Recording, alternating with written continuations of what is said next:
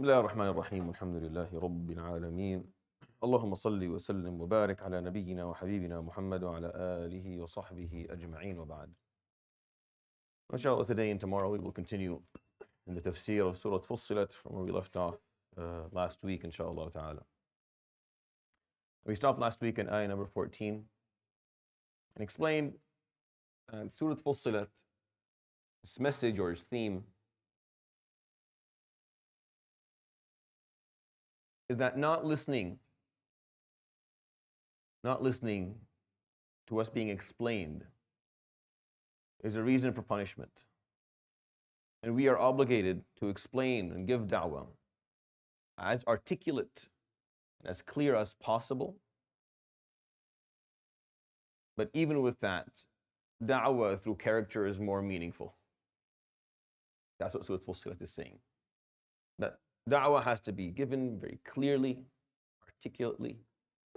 And when someone refuses to listen to what is rational and logical, they are subjecting themselves to punishment. But the best form of da'wah is that which is based on character. And this is, in my opinion, I chose obviously the surah because I think the theme is meaningful and I think it's something that relates to us. But it actually touches on so many aspects of life for us. And it actually is very practical. Because da'wah is performed in so many ways and is performed on so many levels. Parents perform it with their children, and friends perform it with their friends, and sometimes children perform it with their parents, and it happens all the time where we are trying somehow to influence someone else to do something or to behave in a certain way or to believe something. It's important to understand that there are two sides of this. The person who's giving the da'wah has to be clear. That's why this ayah, this surah is a verb, Fussilat. It was clearly explained. And the Quran is described here as a Quran within the language of the people who are being performed, who you're performing da'wah with. It was properly explained, it was detailed, there's nothing ambiguous about it. So that has to be the way it's done. So you have to make sure that you know what you're talking about. You know how to describe what you're talking about. And the other side has to listen. We have to listen. We have to learn to listen to arguments, and we have to listen to them carefully. And then we have to decide what we're going to do based on the logic and rationale of what those who are speaking to us, what it contains. And at the end, da'wah through character is just more meaningful. I just find this theme to me to be fascinating. Like, yeah, this is how you have to do it. You need to speak clearly. You need to listen well, okay? This has to happen. Speak well, make sure that you're saying the right things. If you're not, you're accountable. And make sure you're listening, because you're accountable if you're not listening. But at the end, if you're doing it through character is just better. It just works better. It just ends up having better outcomes, just when it's just based on people who are performing da'wah through character. I mean, they say, do as I say, not as I do, or something like that. I think it's the opposite. It's more meaningful is the opposite. Do as I do, not as I say. What I do is more meaningful because that's who you are. And because whatever you're preaching, if it's not helping you, then why would it help someone else? If you know it, but you're not practicing it, well then, how amazing could it be? And how amazing what you have to say is if you're not even following it. If you can't, if it didn't inspire you, then why do you feel or think it's going to inspire me? What? It's a twisted logic for that to be the case. To say, no, it's beautiful. I'm not going to do it, but I'll tell you about it. I actually have enough understanding of it that I'm capable of articulating it well. I can explain it well, but I don't do it. But you should. That's insane. Even see, children may not be able to explain it the way I just did, but a part of their brain totally understands that. Like if it's not great, but you don't do it, I don't know. It doesn't make any sense. If it was that great, you would have done it yourself, and then I wouldn't have to listen to you talk about it for too long. I can just watch how you behave, and that's how he was. Alayhi salatu wasalam. He spoke very little, unlike some people, and he spoke very little. Alayhi salatu wasalam. Very specific words. I'll talk about that on Monday. Didn't talk a lot. Alayhi salatu wasalam awed people with how he was, and that's why we're able to actually. That's why we have narrations of him. Imagine trying to narrate this halaqah. You can't narrate a halaqah. You can't narrate anything of it. maybe a word. But alayhi salatu wasalam didn't give stuff like this. He spoke very short phrases, very clear, concise. People were able to memorize what he said, alayhi salatu wasalam, because he didn't spend too much time talking. Because people learned from him, alayhi salatu wasalam, out in the field, in what he was doing, how he was living his life. And that was more meaningful, obviously, way more meaningful to them than what he was saying, alayhi salatu wasalam. I think that's something worth listening to. So we're going to start from ayah 15, inshallah ta'ala. The verses that we're going to read today are the other side of it. So the first part of Surat Fussilat is the importance of being clear, the importance of being articulate in what you're going to explain. Make sure that you have a narrative that is logical and rational. The parts we're going to read today, and probably even tomorrow, is the punishment and the problem with those who refuse to listen.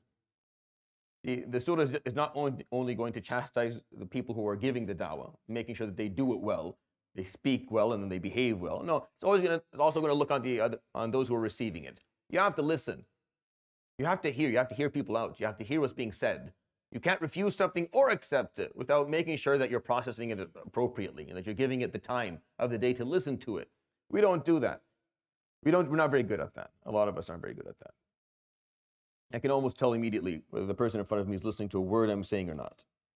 You start with a simple, it's not really a debate, maybe just a discussion, someone who has a question. But you can almost tell immediately whether the person is even listening to the answer, like whether they even care. Like they don't care. They're coming here to tell you something. And as you speak, they're just waiting for you to finish. They can tell you it again sometimes because that's the only phrase they memorize for the morning. And it's just repeat. There's no processing of what's being.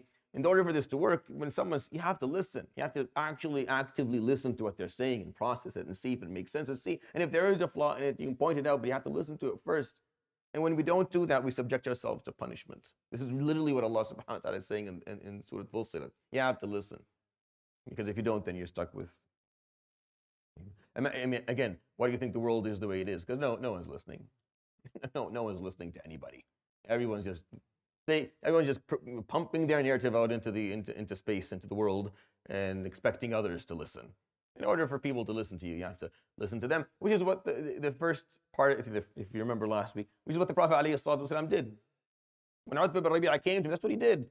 Utbah came to tell him, to give him, he was dishing out garbage basically to the Prophet ﷺ, but he listened to him till the end. He let him finish. Let him go through all of the stuff that he came to go through, and he listened to it, alayhi salatu wasalam, to the point where we actually have a narration of it, because we know what happened that day because it was told to us. And he then asked the other person to listen, who also listened, but not as far as he should have. Allahu a'lam. The examples we're going to read today are of those who did not. So we start from ayah number 15. أعوذ بالله من الشيطان الرجيم. بسم الله الرحمن الرحيم. فأما عاد فاستكبروا في الأرض بغير الحق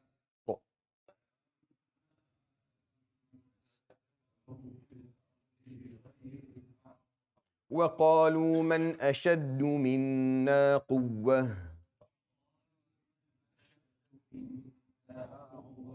أولم يروا أن الله الذي خلقهم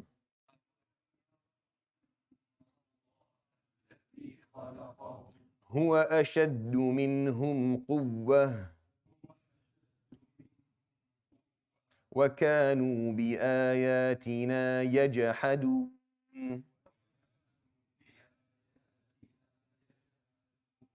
فأرسلنا عليهم ريحا صرصرا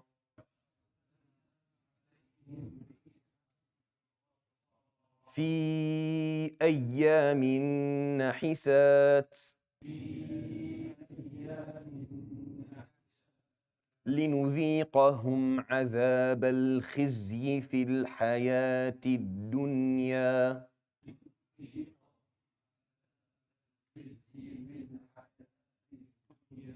ولعذاب الآخرة أخزى وهم لا ينصرون. So the first group talked about are the people of Ad. Ad, their place was Al-Ahqaf, place of Thamud is in Hijr. These are all places in mid-Arabia. There's actually evidence of where they were. If you go to those areas in the Middle East. Fortunately, I think for a very long time, Saudi didn't really allow a lot of research to happen in those areas, and doesn't allow any form of tourism.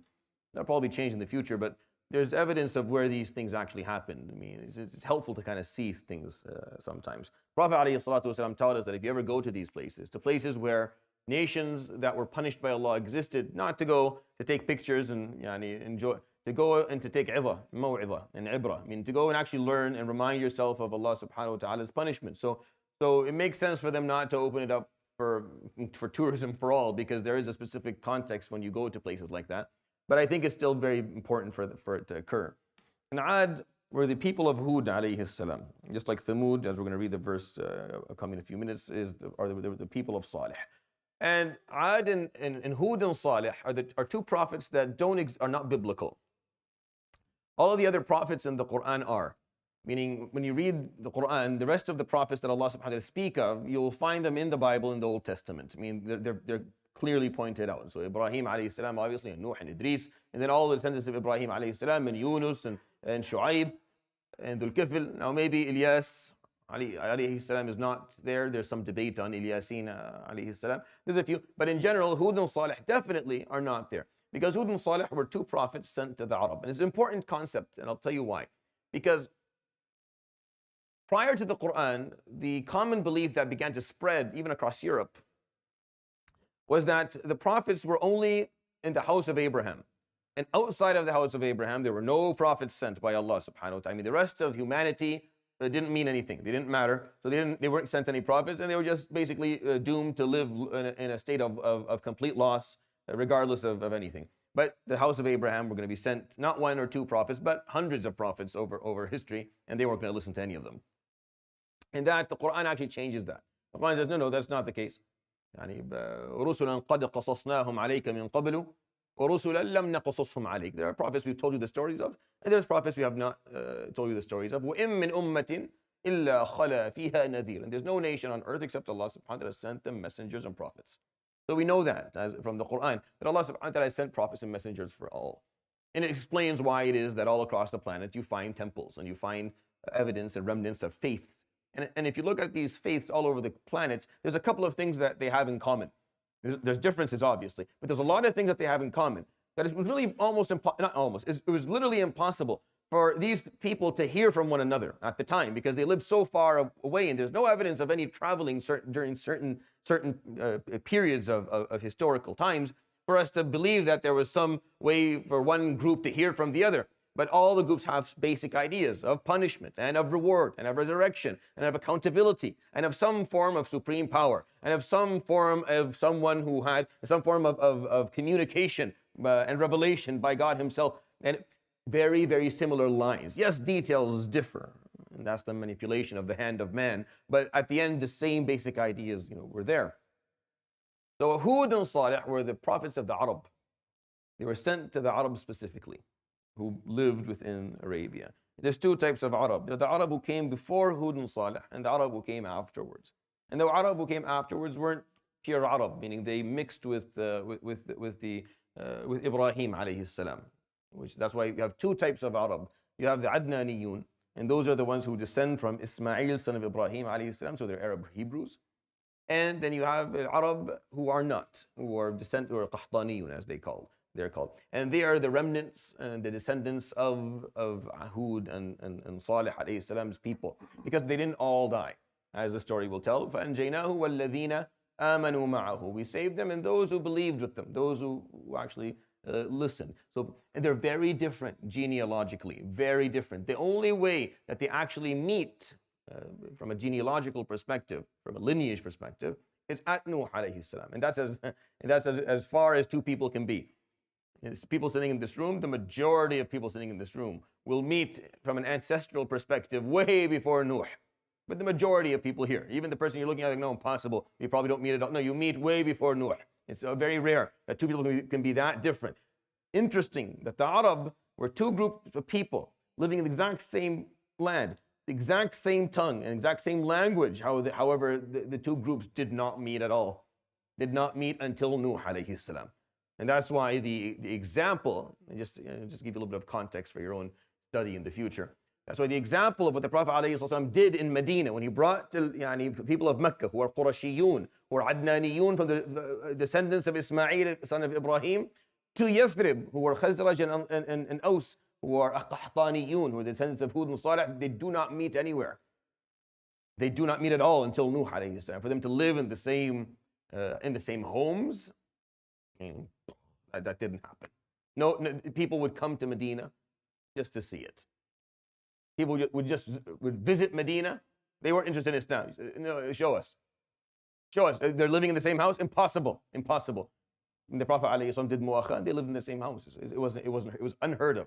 You couldn't get a Mudari and one from Rabi'i to live in the same house, and they're both descendants of Ibrahim alayhi salam.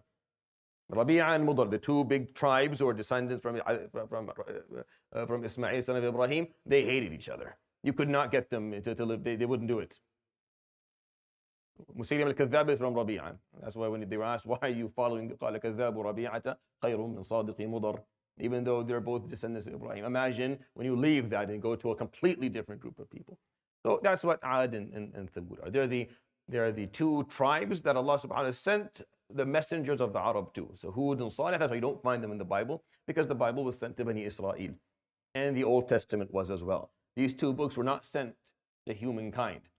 Very important. The two books they weren't sent to mankind to begin with. Mankind was not supposed to hear about all the details of it because it wasn't sent to them.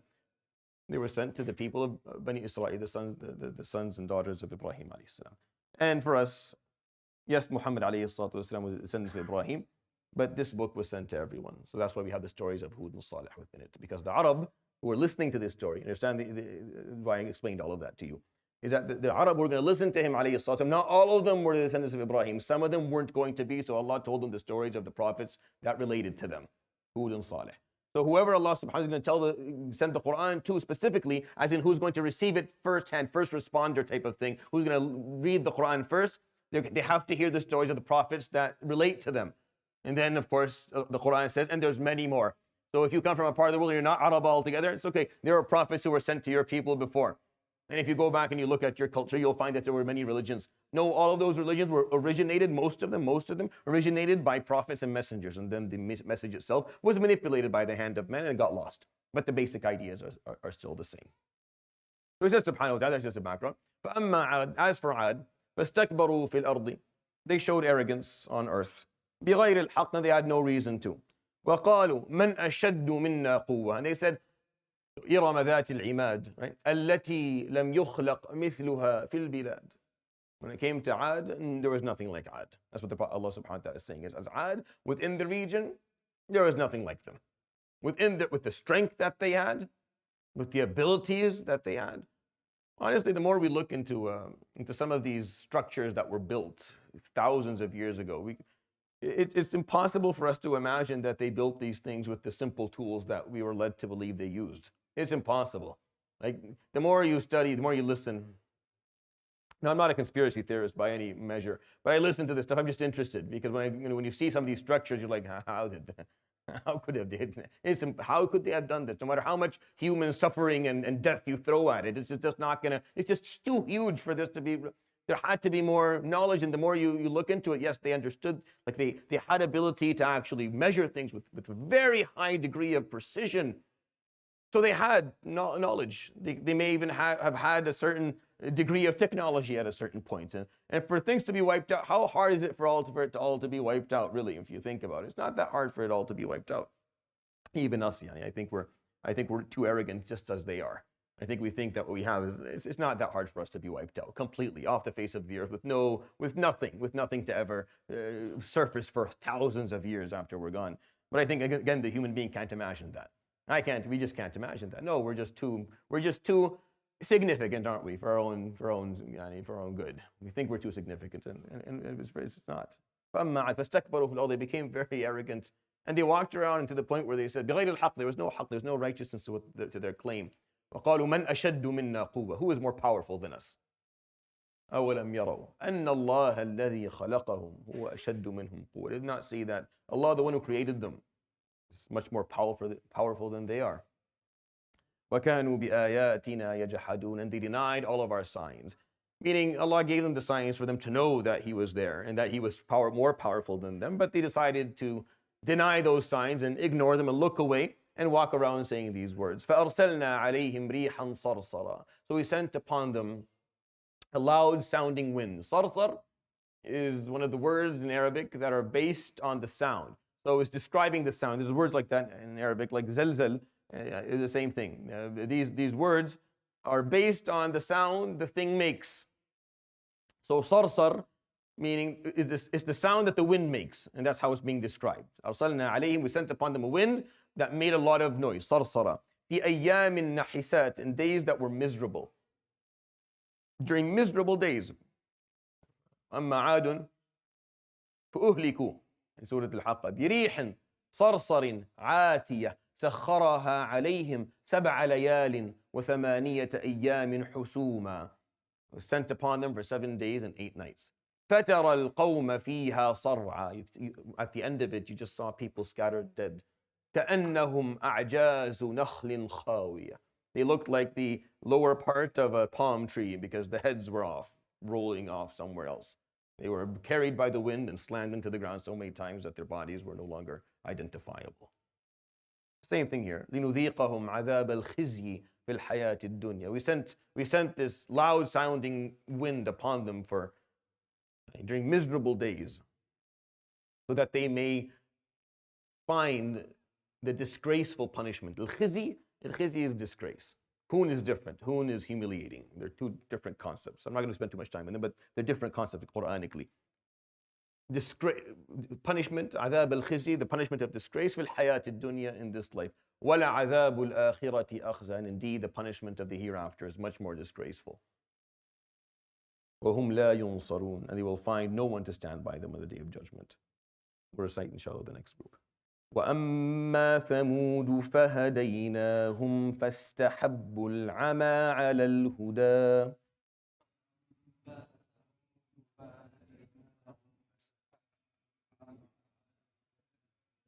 فأخذتهم صاعقة العذاب الهون بما كانوا يكسبون.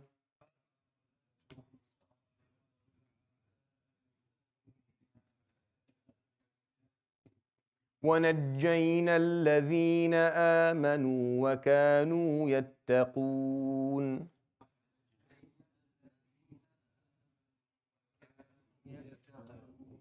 As for Thamud, on the other hand, فَهَدَيْنَاهُمْ, we granted them guidance, and we sent them a person to guide them, and we gave them revelation for them to be guided. فَاسْتَحَبُّوا الْعَمَى, but they preferred blindness عَلَى الْهُدَى, over guidance. They preferred to stay blissfully ignorant, as they say. فَاسْتَحَبُّوا الْعَمَى, they just found it more attractive to stay in a state of blindness over being guided. فَأَخَذَتْهُمْ صَاعِقَةُ الْعَذَابِ الْهُونِ. The blast of the humiliating punishment took them. بِمَا كَانُوا يَكْسِبُونَ, based on what they offered or what they did in this life. So these are the two examples that Allah subhanahu wa ta'ala talk about in Surat Fussilat. The two groups that were asked to listen and they didn't. How do we know that? The ayah that we recited last week. إِذْ جَاءَتْهُمُ الرُّسُلُ مِنْ بَيْنِ أَيْدِيهِمْ وَمِنْ خَلْفِهِمْ. Their prophets came to them in front of them and from behind them, meaning they continuously spoke to them. They met them on their ways. They followed them when they were walking down alleys. مِنْ بَيْنِ أَيْدِيهِمْ وَمِنْ خَلْفِهِمْ أَلَّا تَعْبُدُوا إِلَّا اللَّهِ, reminding them not to worship anyone but Allah subhanahu wa ta'ala, not to serve anyone but Allah. قَالُوا لَوْ شَاءَ رَبُّنَا لَأَنزَلَ مَلَائِكَةً فَإِنَّا بِمَا أُرْسِلْتُمْ بِهِ كَافِرُونَ. We're not going to listen to you. If Allah wanted us to listen, He would send malaika. So we're going to disbelieve in what you have to say. And then the verses that we recited today. The example of Ad, they did that. And they were strong to the point where they felt they could probably defy God, and they didn't, and they weren't. And Thamud, who had much more clear guidance. Their guidance was a couple of steps deeper, so they had more clarity, but they just preferred blindness over guidance, and they lost, and they were punished as well, because they refused to listen, because they didn't give it the time of the day. They didn't listen. وَنَجَّيْنَا الَّذِينَ آمَنُوا وَكَانُوا يَتَّقُونَ. We granted salvation to those who believed and showed piety. يَتَّقُون. Now I can spend maybe the full lesson just talking about what يَتَّقُون actually means, but I'm not going to. You're going to do that yourself. There's almost nowhere in the Quran where Allah subhanahu wa ta'ala talks about those who are saved, talks about those who will find Jannah, talks about those who Allah subhanahu wa ta'ala will pardon, except somehow, somewhere within those verses, He will take the word taqwa and He will insert it in the middle of it. Almost impossible. The word taqwa is in the Quran over 258 times. That's a very high frequency of a word that has a specific, that's not a filling word like fi and min and alladhina and ya ayyuha and stuff like that. A word that actually has substance to it, for it to be in the Quran over 258 times is a lot. It's definitely an Islamic concept that you need to take time to understand. Not only do you need to understand it and practice it, but you have to make sure that it's a part of the educational process that you grant those who are coming after you. Ability to protect yourself. Taqwa talks about prophylaxis. It talks about it's preventative. It talks about making sure that you take steps to prevent harm coming to yourself on the short term and long term. That's what taqwa is. That you're thinking about the long run, the long haul. What am I doing? Am I doing something right now that I will later on have to be held accountable for and is going to harm me? Then I make this decision today. I don't do it. You don't have to be doing things that Allah subhanahu wa ta'ala is pleased by all the time. But you definitely can't do things that will displease Allah subhanahu wa ta'ala. And anything that displeases Allah will harm you in dunya or harm you in akhirah. If it's not in dunya, then definitely in akhirah. So you need to protect yourself from punishment, which is what taqwa is. Taqwa is just the mindset that I'm not going to do something that I will later on regret. I'll look back and wish I didn't do. You're just thinking for the long haul, and that's a very healthy way to live a life, where you have that safety valve. Before you do something, something will stop you, and you have to ask yourself a question: is this worth doing, or am I going to later on regret this? And then if the answer is no, you're going to regret this, then you don't end up doing it. And that's really how we're supposed to live as Muslims. This is the essence of what it means to be a Muslim. So that's the first passage of Allah subhanahu wa ta'ala speaking about the punishment of those who don't listen. So this is the punishment of those who were told, لا تعبدوا إلا الله. They said if Allah wanted us to hear, He would send malaika. Example of Ad, the example of Thamud, both of them ended up losing everything. And only those who believed in Allah and had some degree of taqwa were saved. We move on to the second one. وَيَوْمَ يُحْشَرُ أَعْدَاءُ اللَّهِ إِلَى النَّارِ فَهُمْ يُوزَعُونَ.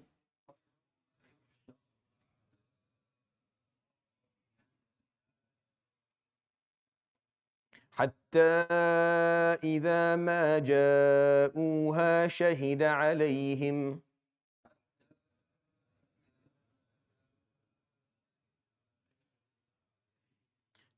عليهم سمعهم وأبصارهم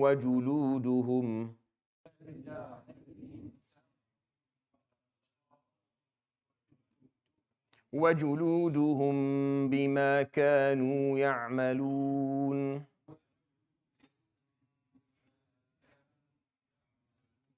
He says, and on the day when the enemies of Allah, those who live their lives defying Allah subhanahu wa ta'ala, are gathered to the hellfire. فَهُمْ يُوزَعُونَ, and they're brought in ranks, meaning they're brought and they're asked to stand in line. And they are ordered to be organized as they are brought to Jahannam wal-'iyadhu billah. One of the most humiliating things that can happen is that when you're being taken to punishment, you're being ordered to do it in a lawful way.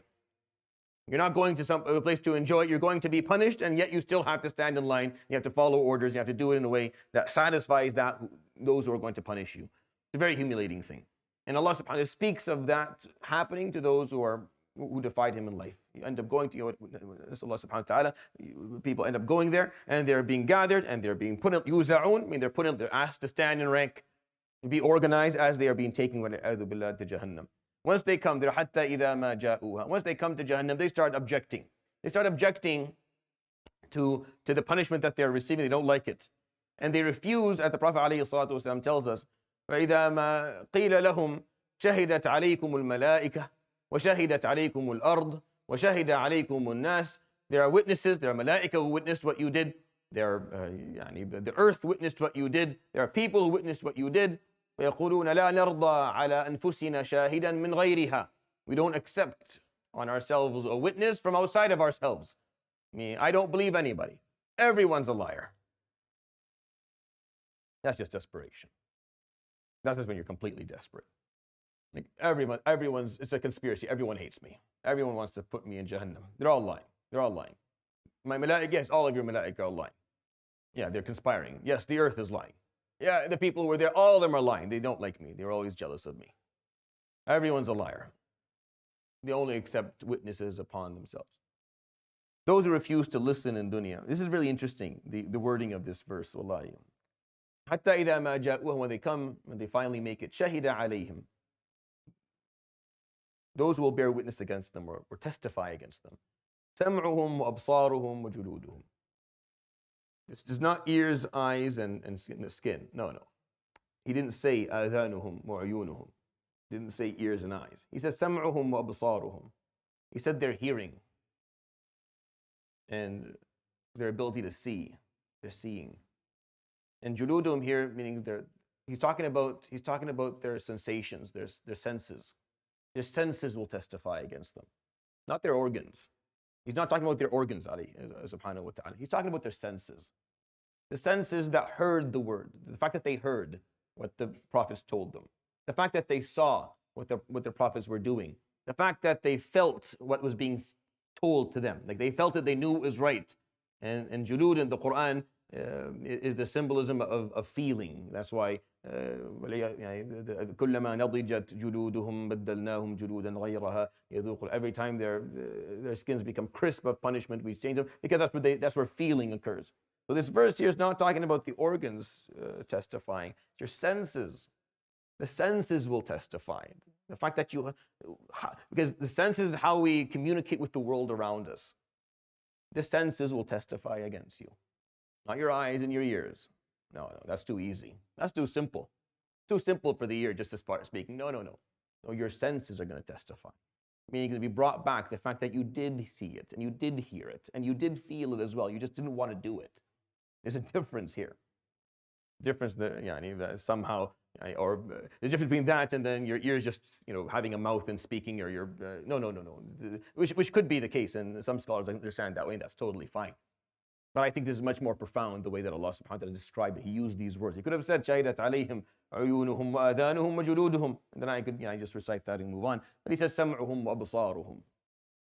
The fact that they listened, they heard, and the fact that they saw, they're hearing and they're seeing, will testify against them. Why? Because no, you heard it, and you saw it, you comprehended it, and you felt it, and you knew it was correct, but you just didn't want to do it. You just weren't willing to. You just didn't want to do it. You didn't want to listen. We do that a lot, especially if you don't like what's being offered, especially if the person who's offering it is not someone that we favor. We look for ways for them to be wrong.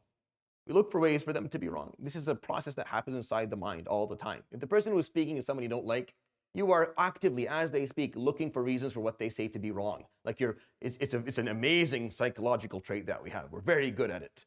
We're very good at we're building our case against this person as this person is going along. By the time they're done, you already have your case and their flaws of what they're saying and their flaws of their character, and you're ready to debunk everything they said, even though deep inside you know what they're saying is correct. Even though part of you know that that's right, but I just don't like that person. I'm not willing to listen to anything they have to say, and I have to push back for my own ego to survive. For me to be able to live another day and not feel less about, I need to push back at what's being said. Yawm al-Qiyamah, when they come there. Now, you don't want anyone to testify against you from outside of you. Here's your senses. Here's what they have to say. بِمَا كَانُوا يَعْمَلُونَ, based on what they were doing. Let's read 2 more verses and then we'll let you go. وَقَالُوا لِجُلُودِهِمْ لِمَ شَهِدتُّمْ عَلَيْنَا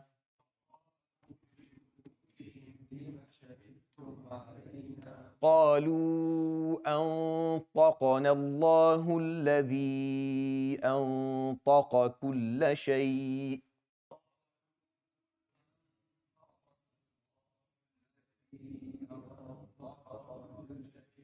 وهو خلقكم أول مرة وإليه ترجعون.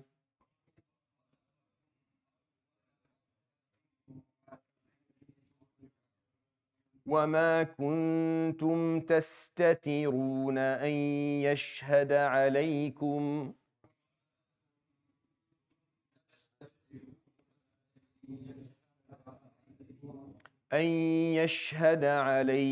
سمعكم ولا أبصاركم ولا جلودكم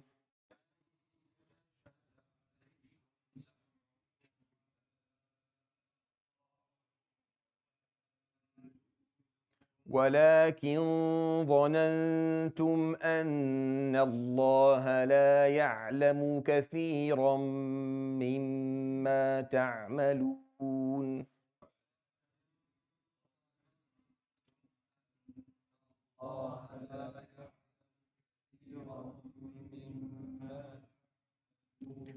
And at that moment, as their senses are testifying against them and saying, no, no, we heard it and we saw it and you felt it and you were you witnessed all of it, you just didn't want to listen. وَقَالُوا لِجُلُودِهِمْ, and then they'll speak to their skins, because that's the only thing that is actually materialistic in the three things that he talked about, subhanahu wa ta'ala, in the verse. You can't speak to your sama', to your sense of hearing or your sense of sight, but you can speak to your skin, which is where you felt things, but you can speak to it. That's at least it's something materialistic. So وَقَالُوا لِجُلُودِهِمْ, so they didn't speak to all three, just spoke to the julud, because that's what they could see testifying in front of them, because that's the only materialistic of the three.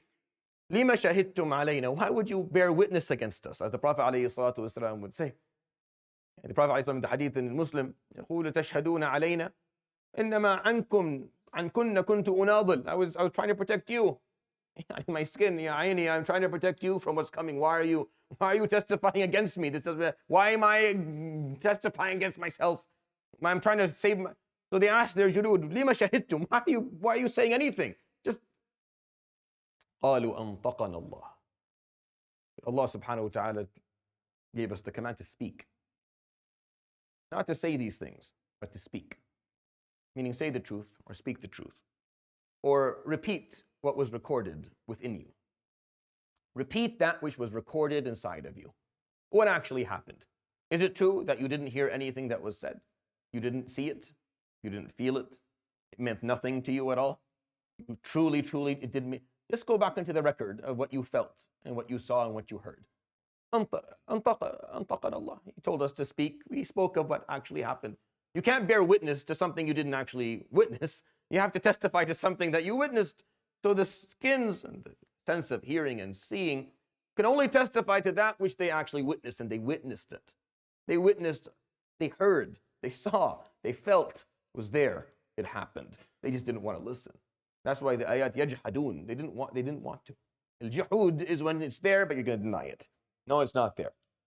Yeah, it's there. No, it's not. Not there. And I'm going to act like it's not. I'm going to continue to walk this earth and deny that it's there, even though it's there. Then Yawm al-Qiyamah, Allah subhanahu wa ta'ala will say, it wasn't. No, it wasn't. Ya Rabbi, it wasn't there. All right. Bring the record. Let the record speak. The skins speak.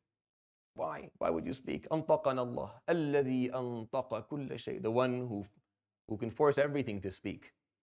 The one that gave everything the ability to speak. And nutq, the articulation of something here. It really means in the background that there's a record there somewhere.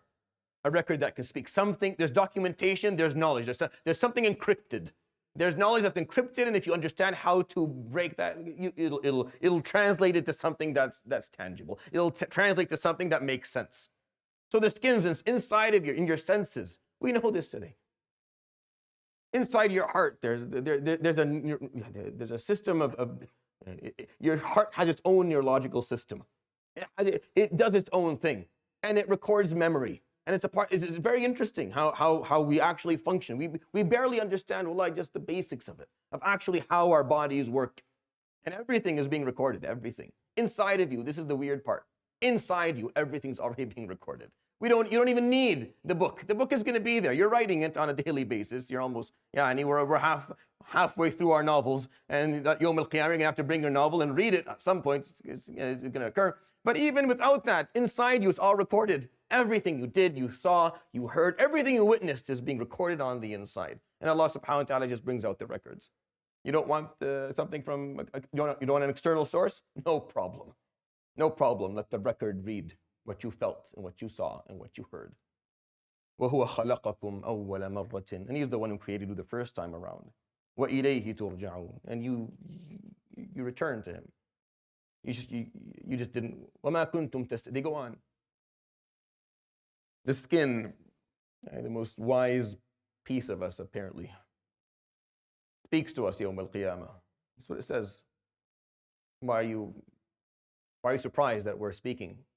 We're speaking on the decree, on the command of Allah who has everything recorded and can force and command anything to speak. And He created you the first time around, and you're going to turn to Him. وَمَا كُنْتُمْ تَسْتَتِرُونَ. And you didn't think that was going to happen, did you? وَمَا كُنْتُمْ تَسْتَتِرُونَ. You didn't think for a moment that your sense of hearing and your sense of وَلَا أَبْصَارُكُمْ, your sense of seeing, or جُلُودُكُمْ, or your sense of feeling was going to testify against you. You didn't see that one coming. That's what وَمَا كُنْتُمْ تَسْتَتِرُونَ mean. You didn't hide from them, did you? Yeah, you missed that one. You had it all worked out. You were going to refuse any testimony from anything external, and then you had a narrative, and it was solid. You didn't see that one. That was I missed that. I missed that that Allah subhanahu wa ta'ala has it all recorded inside of me. So I can't really debunk myself. This is me. This is me speaking here. It's an aspect of me that is not subjective, an aspect that is objective. We'll say it as it is. وَلَكِنْ ظَنَنْتُمْ. What you thought, your assumption was, أَنَّ اللَّهَ لَا يَعْلَمُ كَثِيرًا مِمَّا تَعْمَلُونَ. But you thought that Allah subhanahu wa ta'ala doesn't know a lot of what you're doing. You just assume that Allah subhanahu wa ta'ala is missing things. He's not memorizing it, He's not seeing it, He's not recording it, He doesn't have time, He's not paying attention.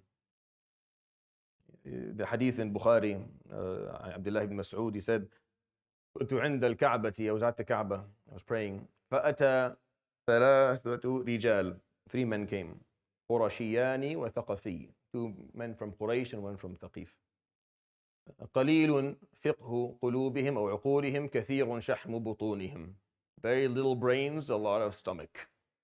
This is the hadith that Ibn Mas'ud is saying. يقول أحدهم للآخر. One is saying to the other, هل يسمعون الله? Does Allah hear us? فقال الآخر إذا جهرنا. I think if we speak loudly. فقال الآخر وإذا أسررنا لا يسمع. But I think if we don't speak loudly, he doesn't hear. فقال الآخر إذا سمعنا بالجهر سمعنا في السر. If he can hear us when we're loud, he can probably hear us when we're not loud. And they're just agreeing on. So Abdullah ibn Mas'ud is listening to this moronic conversation. So he goes back to the Prophet alayhi salatu wasalam. He's telling him this, Ya Rasulullah, this is what they're saying. So the Prophet alayhi salatu wasalam will recite this verse to him. وَمَا كُنْتُمْ تَسْتَتِرُونَ أَنْ يَشْهَدَ عَلَيْكُمْ سَمْعُكُمْ وَلَا أَبْصَارُكُمْ وَلَا جُلُودُكُمْ. If you don't think He's listening, subhanahu wa ta'ala, but it's all being recorded, so no worries. It's all there. It'll all come out. You just didn't think that was going to be the case. You didn't think that. You didn't know. وَلَكِنْ ظَنَنْتُمْ أَنَّ اللَّهَ لَا يَعْلَمُ كَثِيرًا مِمَّا تَعْمَلُونَ. You thought that Allah didn't know a lot of what you were doing, and that is not the case. We'll end with that, inshallah ta'ala. We'll continue tomorrow. The verses, obviously, I'm stopping in the middle to give you a little bit of a suspense to read. The actual passage is not done yet. You can recite it, inshallah, in the meantime, and we'll continue tomorrow morning. Subhanallahi bihamdik. Shadu an la ilaha illa anta astaghfiruka wa atubu ilayk. Wa sallallahu wa sallam wa baraka ala nabiyyina wa habibina Muhammadin wa ala alihi wa sahbihi ajma'in. Jazakumullahu khairan wa barakallahu feekum. Wassalamu